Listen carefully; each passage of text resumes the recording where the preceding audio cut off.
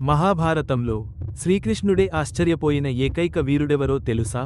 బర్బరీకుని గురించి వినారా? తాను ఎవరికి సహాయం చేస్తే వాళ్లే గెలుస్తారన్న శక్తి ఉన్నవాడు.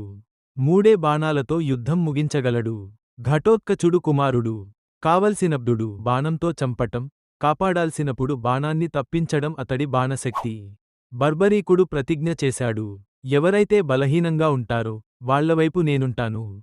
శక్తి అంతా ఒకవైపు ఉండటం వల్ల వయసులో చిన్నవాడు అయినా యుద్ధాన్ని అతడు ఒక్కరోజులో ముగించేవాడు. కృష్ణుడు వేషం మార్చుకున్నాడు. తాను ఎవరివైపు ఉంటాడో తెలిస్తే యుద్ధ ఫలితం మారిపోతుందని గ్రహించాడు. కృష్ణుడు అతని తల త్యాగాన్ని కోరాడు. ధర్మాన్ని కాపాడటానికే బర్బరీకుడు అంగీకరించాడు. తన తలని సమర్పించాడు. తన తలతో యుద్ధాన్ని పూర్తిగా చూశాడు. బలవంతుడైనా ధర్మం కోసం తల త్యాగం చేసిన వీరుడు బర్బరీకుడు. ఇంత గొప్ప వీరుని కథ మరిచిపోతున్నామేమో.